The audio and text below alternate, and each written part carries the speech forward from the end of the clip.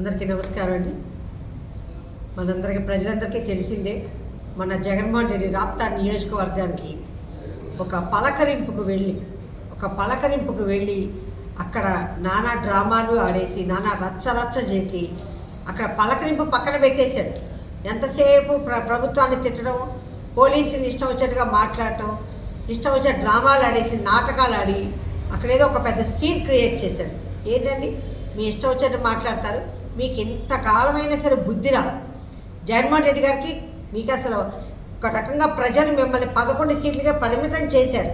కనీసం మీకు సిగ్గు బుద్ధి జ్ఞానం ఏమీ లేవు. ఎంతసేపు కూటమి ప్రభుత్వాన్ని ఏ రకంగా ఇబ్బంది పెట్టాలా, చంద్రబాబు నాయుడు గారిని ఏ రకంగా మాట్లాడాలా, ఏ రకంగా తిట్టాలని చూస్తాను. పోలీసుని ఇష్టం వచ్చేది మాట్లాడాను. అంటే ఆ వ్యవస్థ మీద మీకు అసలు ఎప్పుడూ గౌరవం లేదు. ఏ వ్యవస్థ మీద లేదు. మీకు పోలీస్ వ్యవస్థ మీద లేదు, రాజ్యాంగ వ్యవస్థ మీద లేదు, అక్కడ పరిపాలనా వ్యవస్థ మీద ఏ వ్యవస్థ మీద మీకు అసలు గౌరవం లేదు. మీరు ముఖ్యమంత్రిగా ఉన్నప్పుడు కూడా పోలీసుని మీ తొత్తుల్లాగా చేసుకున్నారు. ఆ రోజు మీ తొత్తుల్లాగా చేస్తున్నారు. ఈరోజు అదే పోలీసుని బట్టలు కూడా తీసుకు ఇష్టం వచ్చినట్టు నిలబెడతారని చెబుతున్నారు. ఎంతవరకు సమంజసం? ఒక ముఖ్యమంత్రి, మాజీ ముఖ్యమంత్రి అయ్యింది మీరు ఆ రకంగా మాట్లాడటం ఎంతవరకు సమంజసం? ఒక సభ్యత సంస్కారం అనేది ఉందా మీకు అసలు? అంటే పోలీసు ఉద్యోగం అనేది, పోలీస్ యూనిఫామ్ అనేది మీరు ఏమన్నా కుట్టించిస్తే వేసేసుకున్నారా? మీరు కుట్టించిస్తే వేసుకున్నారా యూనిఫామ్లు?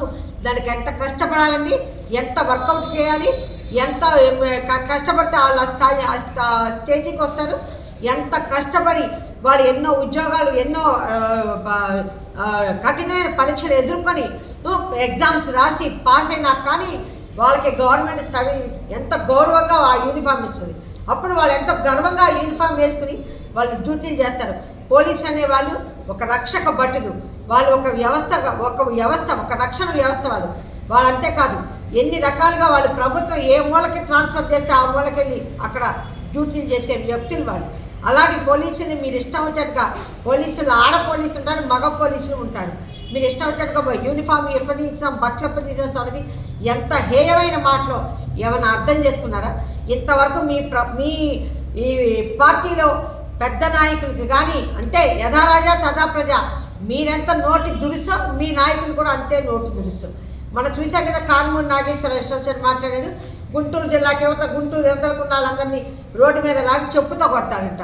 గుంటూరు అవతలాన్ని నరికేస్తాంటే అంటే చట్టం మీద మీకు అసలు ఏమాత్రం విలువ గౌరవం లేదు. మీ నాయకులకి అసలు నోరు తెలిస్తే బూతులు తప్పించి ఇంకా వేరే ఇంకేమి రావు. వీళ్ళకి ఒక బూతులు మాట్లాడే వ్యక్తులకి, ఒక రౌడీజం చేసే వ్యక్తులకి కేర్ ఆఫ్ అడ్రస్ ఏంటంటే YCP party care of address అయిపోయింది.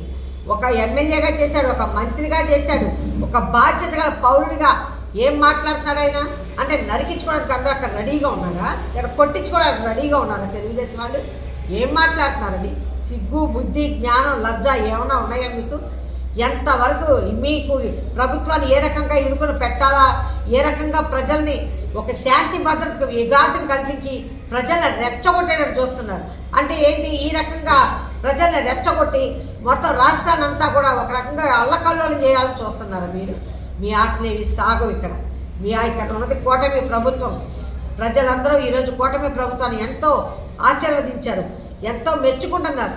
ప్రజలు ఎన్నో రకాలుగా కూటమి ప్రభుత్వంలో లబ్ధి పొందుతున్నారు. మీరేదో వచ్చేసేసి ఏదో శాంతి భద్రతలు విఘాతం కలిగించాలని ఇష్టం వచ్చేట్టుగా పోలీసులు మాట్లాడి ప్రజల్ని రెచ్చగొట్టేటట్టు చేస్తే చూసి మిమ్మల్ని మెచ్చుకునే వాళ్ళు ఇక్కడ ఎవరు లేరు. దయచేసి మీరు మాత్రం మీ మాట ధోరణి మార్చుకోవాలి.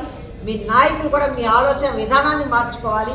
మీకు అసలు కనీసం ఒక బాధ్యత గల ప్రతిపక్ష నాయకుల హోదా మీకు ఎలాగో రాలేదు. మీకు అసలు ప్రతిపక్ష నాయకుల హోదా రాదు.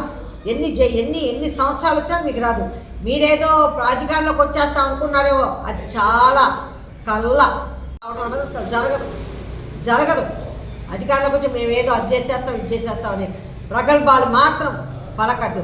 నోళ్ళు కంట్రోల్లో ఉంచుకొని ఎంత చేసినా కూడా కుక్కతో ఒక వంకర అంటారే, మీ వంకర బుద్ధులు మాత్రం మార్చలేదు. దయచేసి మీ ఆలోచన విధానాన్ని మార్చుకొని, మీ మాట తీరు మార్చుకొని, మీ లాంగ్వేజ్ మార్చుకొని ఈ రకంగా చేస్తే మీని రేపు ప్రతిన ఒక్క సీట్ కూడా మీకు రాదు. వైకాపా జీరో అవుతుందని మాత్రం గుర్తుంచుకోండి. జగన్మోహన్ రెడ్డి గారు, కారుమూరి నాగేశ్వరరావు, మీరు అందరూ కూడా చూసారు కదండి. మరి ఈ వీడియో కనుక మీకు నచ్చినట్లయితే ఒక లైక్ కొట్టేసి మీ అభిప్రాయాన్ని కూడా కామెంట్ బాక్స్లో తెలియజేస్తూ ఇలాంటి ఇంట్రెస్టింగ్ అప్డేట్స్ కోసం మా ఛానల్ని సబ్స్క్రైబ్ చేసుకోండి.